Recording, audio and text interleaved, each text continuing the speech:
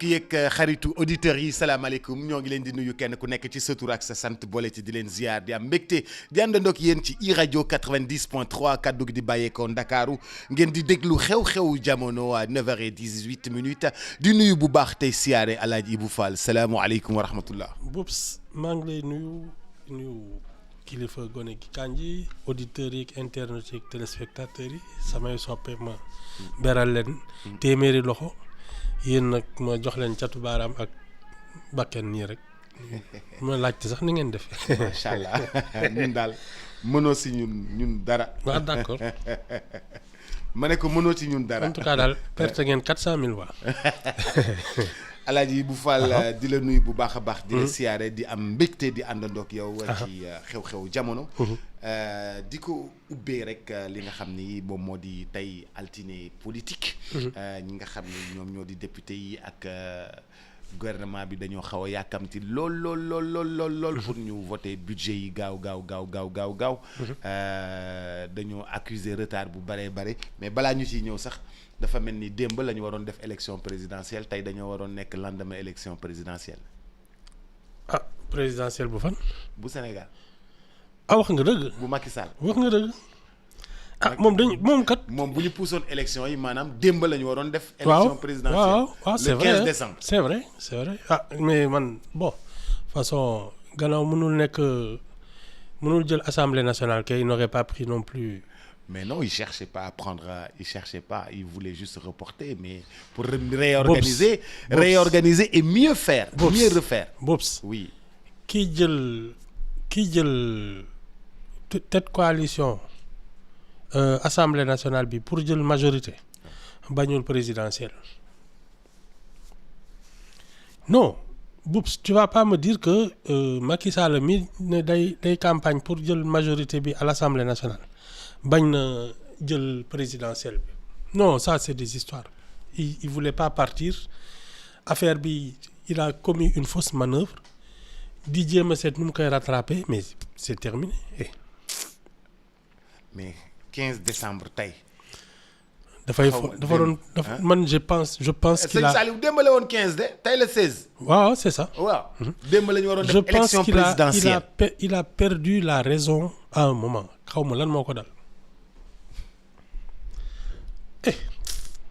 mais Ibou. non et puis xam nga li dangereux c'est que période bi mu newoon dañ koy reporter entre le mois de c'était ban période la woon ay février xaw ma yooyu. fin janvier gis nga diggante janvier ak décembre situation d'incertitude institutionnelle bi mënoon na indi lu ne ci àddina. Il nous a mis en danger et je sais pas ce qui s'est passé dans sa tête parce que à partir du moment où moom sa légitimité s'arrêtait 1er avril Boubs lu ne mënoon na fi am non il a disjoncté quoi loolu rek la. heure bi ñu ngi doon xaar ñu ngi doon résultat yaa heure bi heure bi tu peux pas te dire ce qui se serait passé suñu continuer dans cette voie là ba ci putsch militaire sax mën na ci am attends. non on n'est pas dans ce. ñun bokkuñu ci loolu. non ñun bokkuñu ci loolu. non mais il y a plus de président de la République dans ce pays qui va commander qui va gouverner non ouais. mais il allait assurer l'intérim. ban intérim. il a. non parce que même su doon dafa am intérim bu kii en principe c'est le président de l'Assemblée nationale. non Macky Sall allait continuer jusqu'au mois de décembre. Il allait gérer les affaires. Il allait gérer les affaires jusqu'au mois de décembre. Je ne crois pas qu'il en ait la légitimité te nit ñi dinañ ko ci bàyyi. loolu moom bu yóbboo nga kii ko. non il aurait pu tout se passer en cas de vacances du pouvoir. parce que moom li mu bëgg la wax heureusement que le conseil constitutionnel l'a rappelé à l'ordre. Mais attends li mu bëgg la wax mais lan la Sénégalais yi bëgg la preuve la majorité a voté massivement pour l'opposition tu crois que les gens l'auraient laissé faire lu ne mënoon na fi xaj non yéen yii. Ibou tey le 16 de lendemain élection. maa loo xam lendemain élection. Non. Boups, il aurait pu tout se passer entre le 1er avril ak tey. Tout, mais vraiment tout. Mais si on retourne dans le contexte dans le contexte du report des élections au mois de janvier-février dernier, au mois de janvier d'ailleurs dernier, gannaaw ba mu demee Diamniadio waxtaan ak ñi nga xam ne ñoom la bëggoon a waxtaanal ba pare parce que dafa tànn ñoo xam ne ñoom lay waxtaanal ñeneen ñi nekkoon en prison. boobu mu nga wax ak ñoom ci suuf. boobu bu muy wax ak ñoom ci suuf. mais oui, parce que il s'était entendu pour le report des élections. Il paraît que Bassirou Diomaye Faye moo lànk. Ah oui? Ah oui. Amadou Ba dafa bañ. Même s'il l'a pas dit ouvertement non, mais à Diamniadio, il n'était pas d'accord avec cette histoire de report. Il était même pas là-bas, je pense. Si, je crois que dem na. Okay. Boobu il était premier ministre foog na. Ñi nga xam ne ñoo en général mooy nu mu tudd les 40 là qui avaient été éliminés.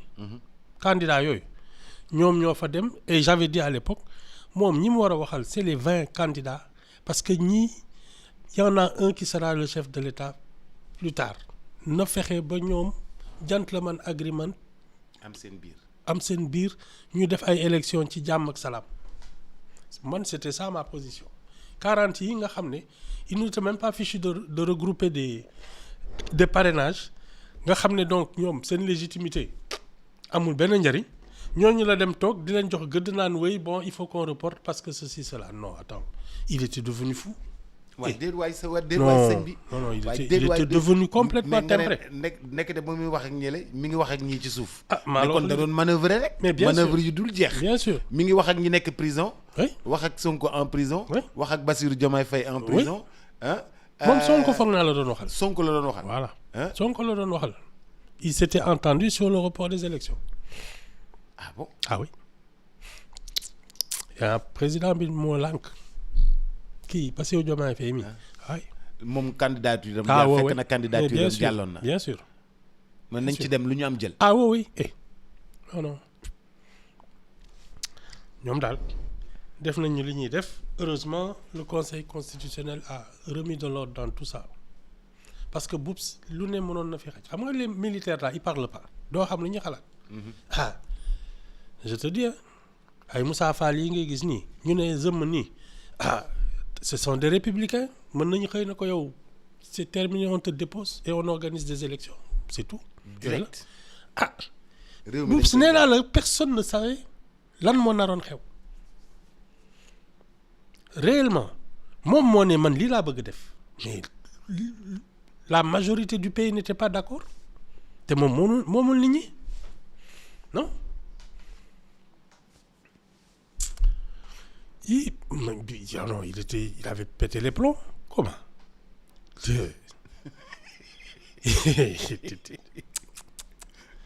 Boups, même le département d'État américain l'a tensé. xaw ma ndax yaa ngi fàttaliku loolu. dañu génne seen communiqué ne ñu ngi ne surveiller et on est avec les pays de la sous-région xam nga CEDEAO. Yaya Jammeh bu mu dofloo. gis nga ni mu génnee Gambie. il aurait même pu arriver ça à Macky Sall. mais non heureusement voilà. loolu passé na tey lendemain d'élection laa ko tudde lendemain d'élection présidentielle. ñi ngi jublu nag ci marathon budgétaire. mais marathon budgétaire bi dañu yàkkamti trop on est. dans l'économie est au ralenti depuis trop longtemps. dans le rush. non l'économie est au ralenti depuis trop longtemps.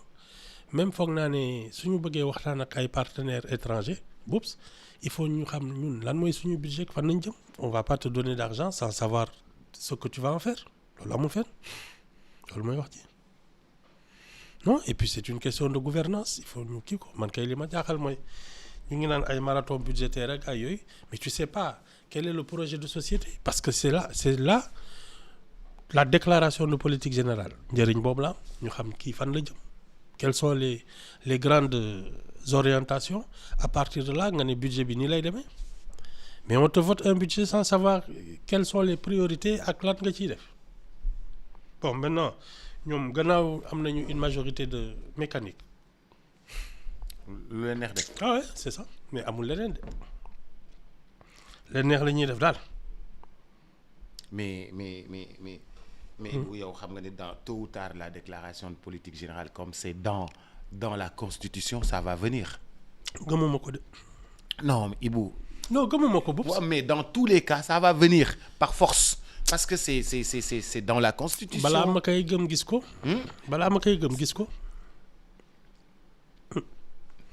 que mu jàll nii nit ñi toog di ko laaj muy tontu. ay ñoom Amadou Ba ak ñoom Thierno Alassane Sall. loo si yàkkamti laa bëgg xam. loo si yàkkamti laa bëgg xam. non mais Boubs tu peux pas être le chef d'un gouvernement qui ne montre pas la direction qu'il emprunte ñun fi ñu jëm la ñu bëgg a xam parce que ñoom dañ leen jox la majorité pour ñu gouverner à l'Assemblée nationale et à la présidentielle ça veut dire que ñoom ñooy décider de notre sort mais Boubs on ne sait pas ce qu'ils veulent et ça fait 1 an pratiquement man c'est de ça que je parle.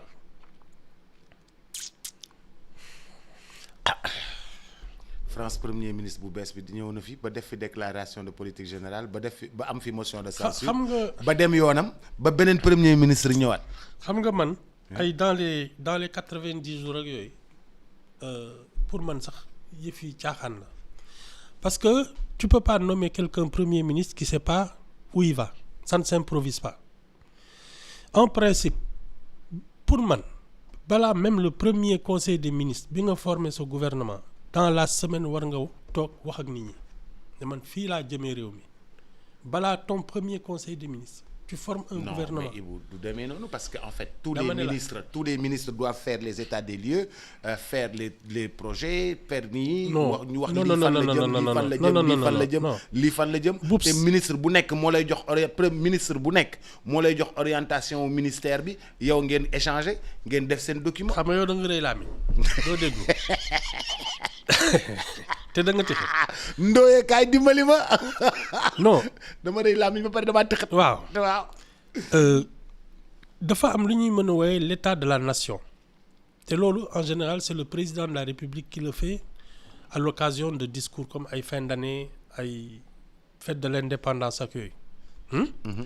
man loolu su jotee effectivement tout le gouvernement parce que c'est une forme de bilan de sa gouvernance quoi. Ça pour man c'est différent du discours de politique générale qui donne les orientations principales du gouvernement ñun fii la ñu jëm lii mooy suñu objectif. liñ fi fekk ak nu mu demee tu es pas obligé pour man d'en parler encore que suñ la defee premier ministre tu dois avoir au moins une connaissance de l'état du pays parce que mënoo fal koo xam ne xamul ci dëkk bi dara. xam nga la mais pour man li ñuy déglu pas li fi nekk fi ñu jëm la ñu xam la ñu bëgg a xam. xam li ma wax. léegi nag un chef d'État qui a une adresse à la nation en fin d'année ak veille fête de l'indépendance. kooku war na mën a def l'état des lieux. xam nga. c'est différent. mais discours de politique générale mooy un chef de gouvernement qui dit voilà les objectifs du gouvernement à moyen et à long terme ñun lii fii lañ jëmee réew mi. yii grande décision la ñuy jël. te di ko appliquer man c'est ça le discours de politique générale. l'état de la nation nag président de la République mën na ko def tous les ans daaw lii lañ fi fekk ren fii lañ jëm. et puis ñun kenn tàmbalu ñu defal ñu bilan quoi wan ñu c'est que ñun réew mi dañuy nekk. c'est qu'on ñun du ñu xam. exigence la. waaw ñun du ñu xam ndax réew maa ngi avancé am réew mi dafa stagné. xam nga loolu exigence la. non c'est non c'est du ñoom ñoo war a toog ne bon nañ def bilan waa réew mi ñoo war a laajte bilan. Surtout qu'il y a des corps de contrôle. Il y a une presse privée. Et même une presse officielle. Il y a ce que j'appelle la société civile. Pour le Conseil économique et social, bi ñu tas.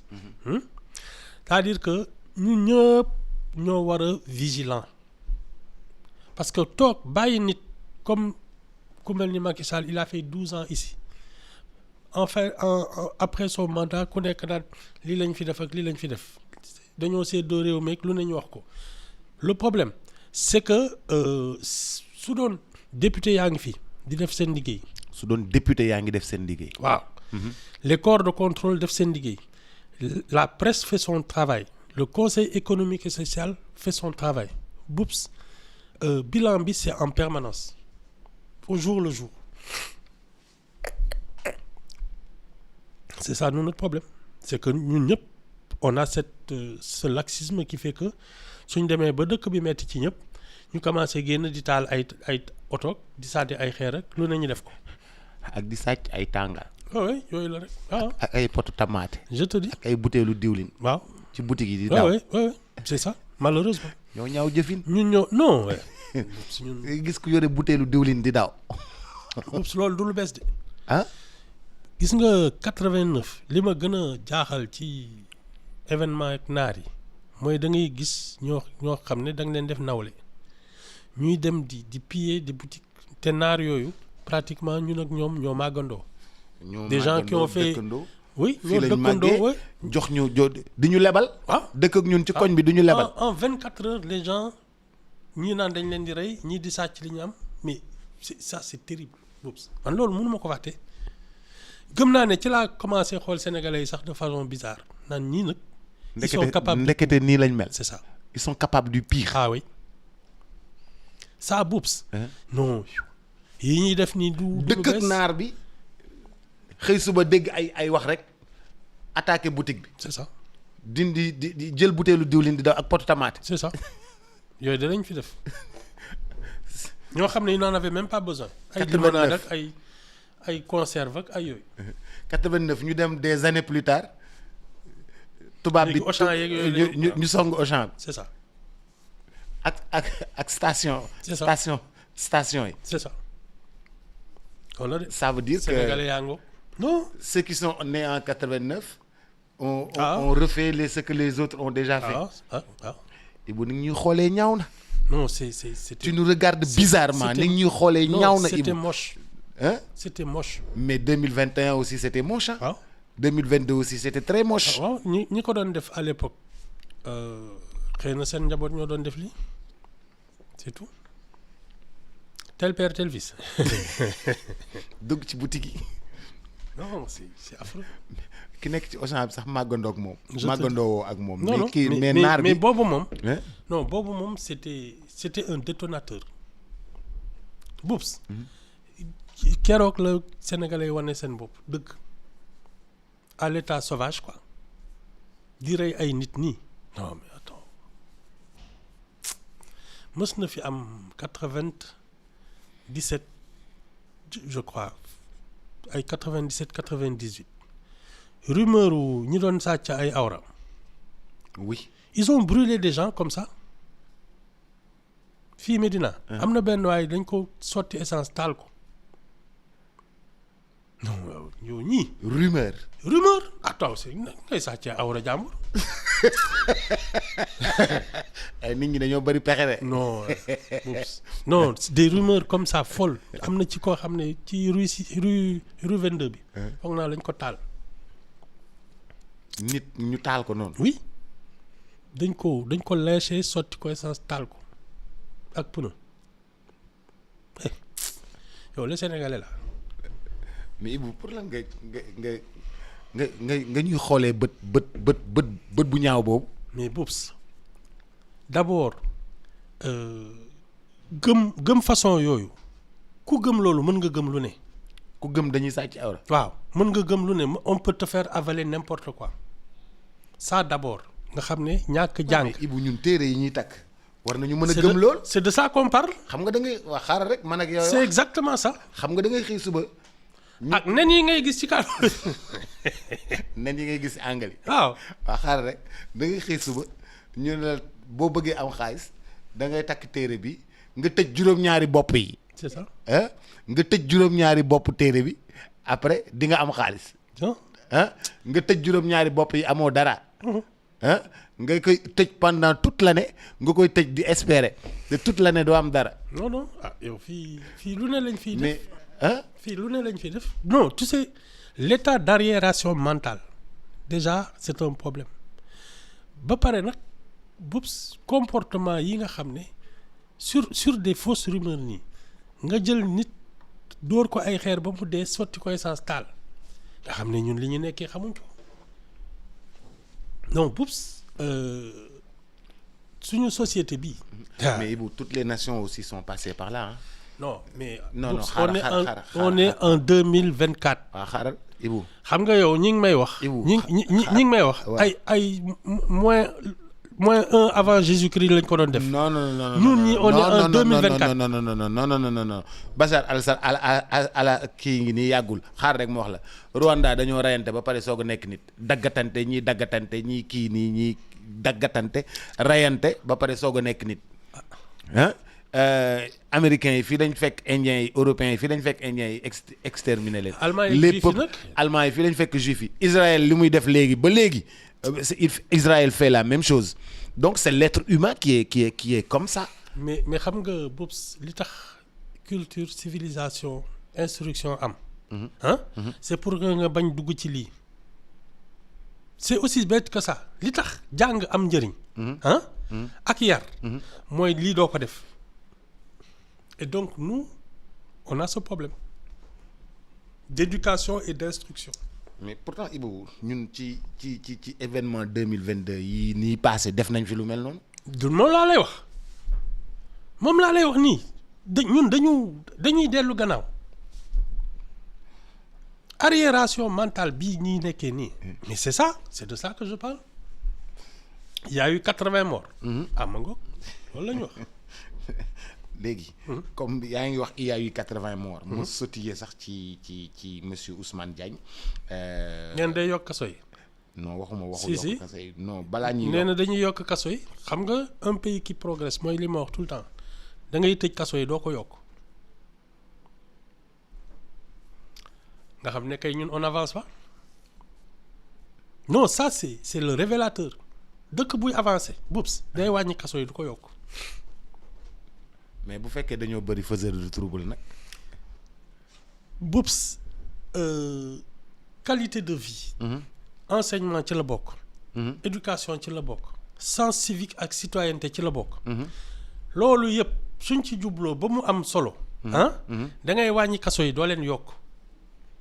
et moi je suis de toute façon j'ai toujours dit que les prisons là ne servent à rien. bubs su dee tu as une dette envers la société. qu'on te mette au travail pour que tu payes ta dette. mais pas tëj la fàtte la fa. on déplace les problèmes on ne les règle pas. parce que benn nit boo xam ne dafa jël wala xam def reyul daal nit. mais bubs. noo fay li mu ki mu lor. yow daal da nga gëm ni prison yi. ça ne sert à rien. dañ ko war a wàññi. mais bien sûr.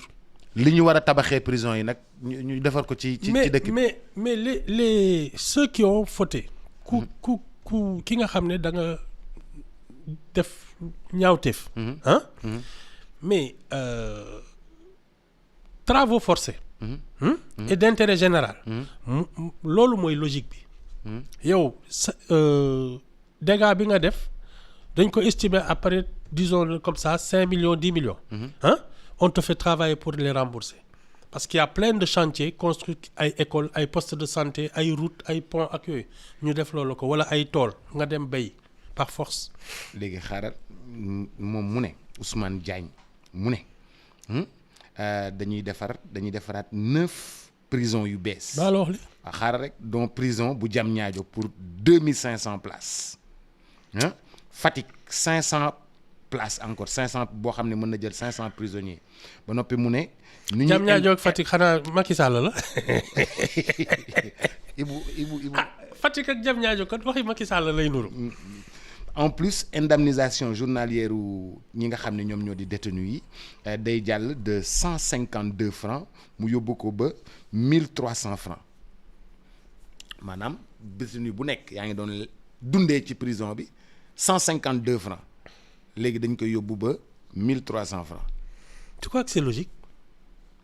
mais c'est-à-dire que ñoom en les plus meilleures conditions non. des meilleures conditions de vie en prison. non des meilleures conditions de vie en prison. non waxuma la condition de vie Boubs li logique mooy quelqu'un qui a porté préjudice à la société ne peut pas être une charge supplémentaire pour la société. waaw yow li nga def dégâts bi suñ ko estimer par exemple ça fait 10 millions ah ñu dama juum 1152 à 1152 à 1300 1152 lañ ci teg quoi. waaw 1152 à 1300. d'accord mais man li ma lay expliquer mooy calcul sur 1000 jours ça va faire 1,150,000 moom lay def en 1000 jours c'est à peu près 3 ans il va coûter 1 million et quelques kii dégâts bi mu def tu l'estimes à 5 millions ça veut dire que tu fais une addition il a coûté à la société 6 millions te réglé wul problème bi moom suñ ko jëlee yóbbu ko ci ay tool liggéeyloo ko wala def ko manœuvre wala menuisier yóbbu ko ci benn industrie en tout cas mu am lu muy liggéey nekk prison di liggéey non mën nañ ko jëlee këram wala ut benn camp de travail li muy liggéey ça peut s'estimer par exemple su dee ki nga xam ne il fait 2 tonnes de tomates wala 2 tonnes d'arachide par saison Boubs fais le calcul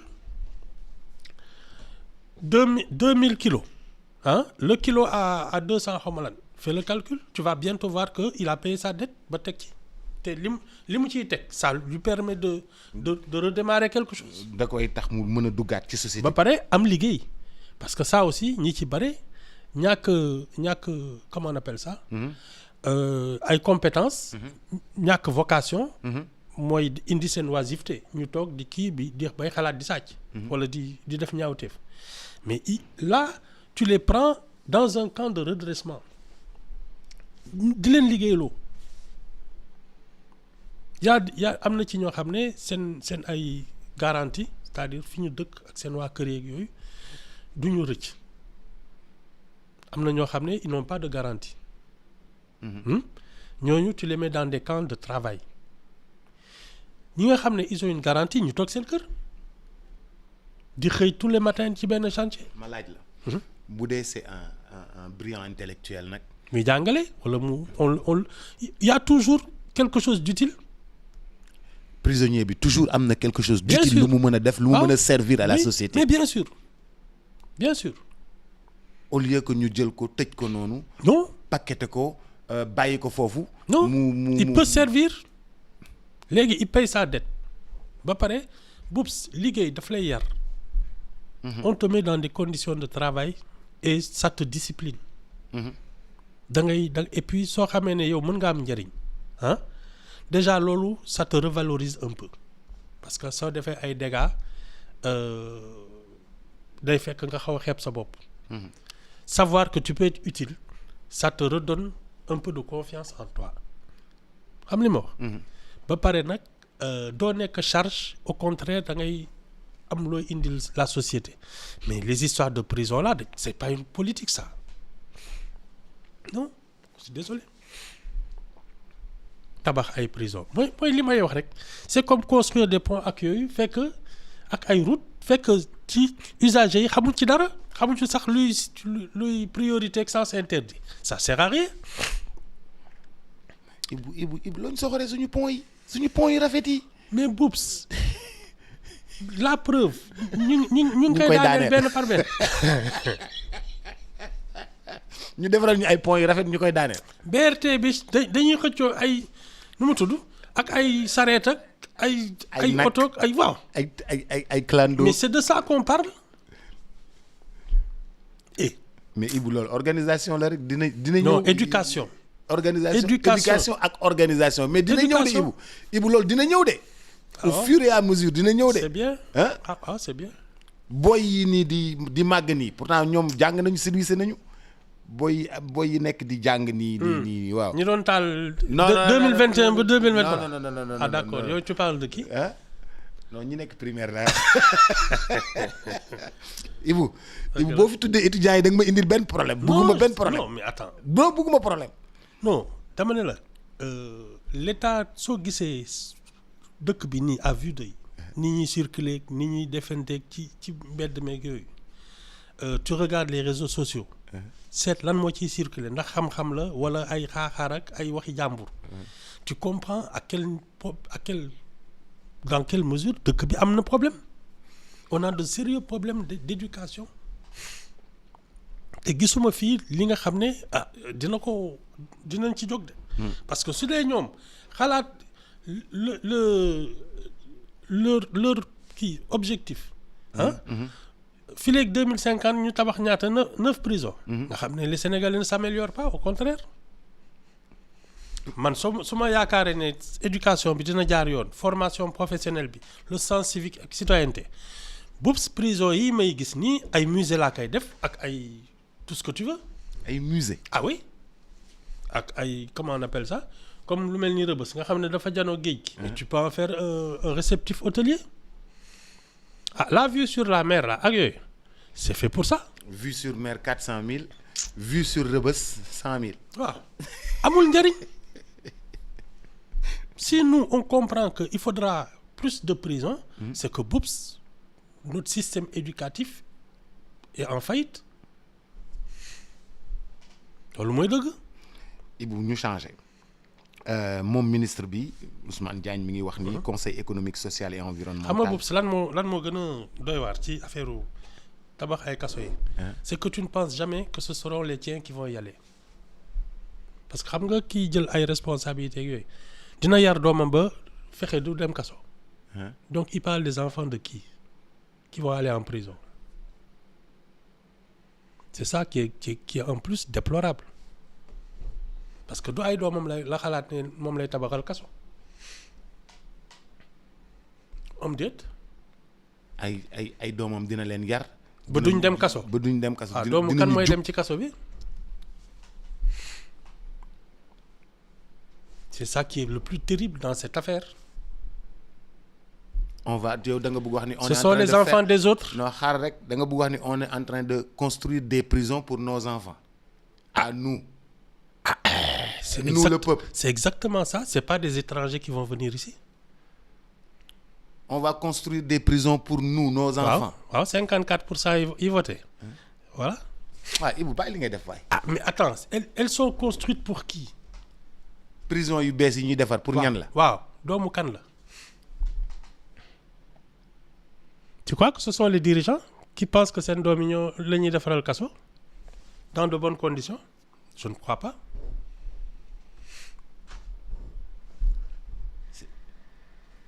doo kaso yi c'est ah Ibou puy sama ndeyoo yàq na sama journée. mais Boups on construit des prisons pour quoi et pour qui.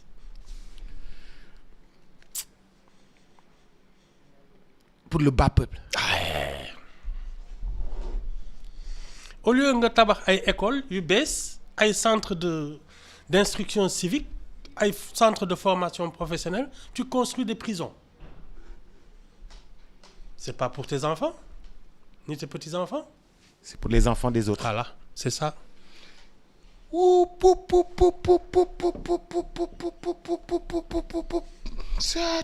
Bon moom mu ne. conseil économique social et environnemental ci 12 ans yi mi ngi coûté 65 milliards. au conseil des collectivités territoriales ci 12 ans yi mi ngi coûté 138 milliards. boo leen boolee ça nous a coûté en 12 ans 203 milliards la ñu alloué institution yooyu. te bu yow da ngaa bëgg institution chaque jour institution est-ce que. milliards yu bari yooyu mënuñu ko jëriñoo ci njàng meek njàngale meek leneen ak leneen ak leneen. non c'est pas ce que ça a coûté qui est un problème c'est qu'est-ce que ça a rapporté. parce que suñu dajaloo nu mu tudd. Si on se contente de dire le budget de la présidence sur 12 ans, ça a rapporté, ça a coûté ça. Tu ne dis pas qu'est-ce que la présidence a fait, est-ce que jar na ko jaru ko. C'est la même chose. C'est-à-dire man dama gëm ne un pays organisé a des institutions avec chacune un rôle précis. C'est pas ce que ça coûte le problème, c'est qu'est-ce que ça nous rapporte. si on a un conseil économique et social qui stabilise l'économie et la société Boubs loo ko fay jar na ko.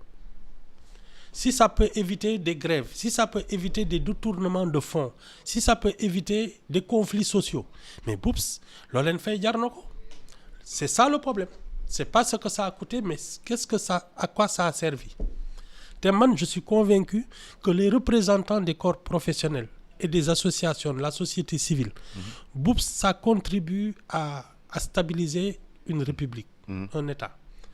Le problème, mooy politiciens yi ñoo ci warul bokk. La liste du président là dañ ko war a dindi te ñii dañu war am droit de vote de veto.